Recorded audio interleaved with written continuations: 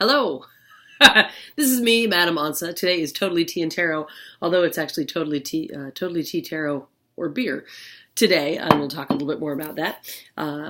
This is an ongoing tarot blog where we take about 5 minutes to talk about one of the cards in a traditional deck. We explore 3 different decks in order to do that, and we usually touch on an herb that is associated in some way with that card. So today we're working with the Six of Pentacles, or stones, shields, talking about that 6, and the herb that corresponds with this particular one is hops, hence the beer. Now you can make tea out of hops, of course, or you can drink it in beer, which I happen to have here. And yes, hilariously, that's actually a picture of me from a local brewery, The Remedy.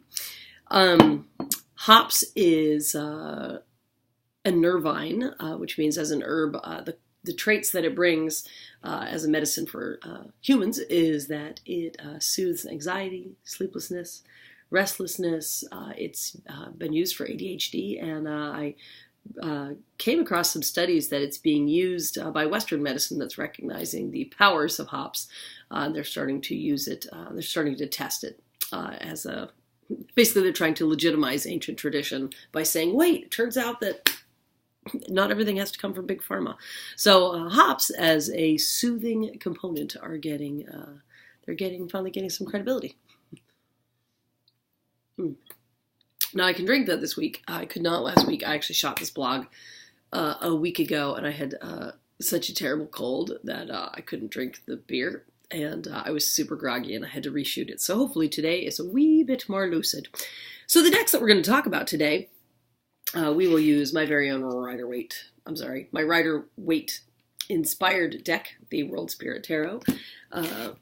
Brian Williams and Michael Getford's fantastic Light and Shadow, and also Rachel Pollack's very interesting Shining Tribe. It used to be known also as the Shining Woman.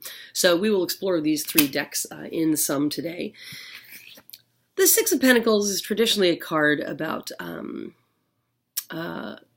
I would say limitation and flow. Sometimes this card is known as generosity. You can see in this case that here's a person on either side of the flow of resources. Here's someone who is in a position to give and someone who is in a position to ask, to give or receive.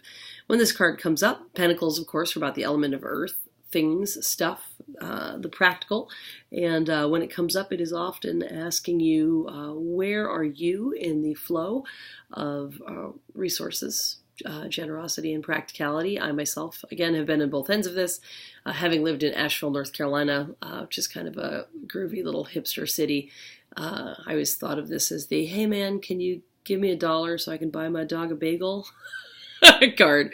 But there's no ill will here. They're just weighing out, like, sometimes you go up, sometimes you go down, because, we all find ourselves in the flow. Now, Michael Getford's fantastic art, you can see this is quite a bit more Thothian, I would say. It's quite a bit more structured. But you see the same notion. There's a feeling of scales, there's a feeling of weighing, there's a lot of energy moving around. It's the open hand design element. So this is still really a card about the movement of resources. And 6s generally, to my mind, are about sort of finding a new norm, a new stable after the relative plateau of the 4s, the relative chaos of the 5s. The 6 is kind of like, how about this for a new normal? So we see this same principle illustrated in a bit more geometric terms. And then Rachel Pollack, if you're not familiar with her work, I can't urge you strongly enough to go read. She is one of the great researchers and scholars on tarot. So this, she had already spent about 30 years with the cards, I think, when she made this not traditional deck. Now, the Shining Woman, originally now the Shining Tribe, refers to the generations of tribes of people who bring their love to tarot. And she said, having studied lots of world myth, while there's all kinds of origin stories for tarot, she decided to make her own and to make a deck sort of out of that personal revelation, as it were. So what we see here is a shaman who is using there's like petroglyphs, and these are all referred to different forms of knowledge. And so here's a person who is trying to get the knowings.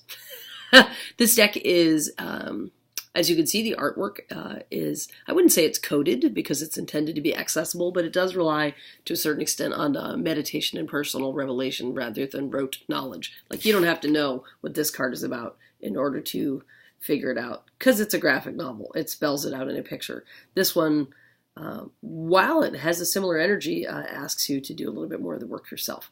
And please notice that while this is Pentacles and this is Pentacles, this one is also Pentacles. I've been using Stevie Postman's Cosmic Tribe quite a bit in these blogs, and I believe that he uses discs. Some other artists and writers have used shields,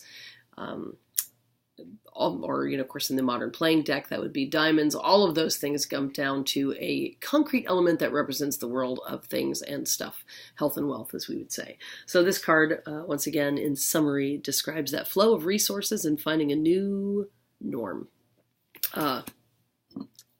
And not overdoing it, apparently, because you're drinking lots of hop tea or hop beer. That sums it up. I hope that helps. I hope that's a little bit more clear. If you have questions, always feel free to contact me. I have a Patreon. I am on the Bookface. I'm at hardestworkingwomaninshowbusiness.com.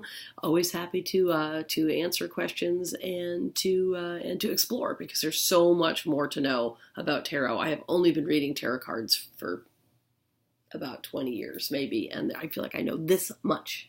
Every day brings up new questions, and maybe you have answers to questions that I have. So let's talk. Blessed be.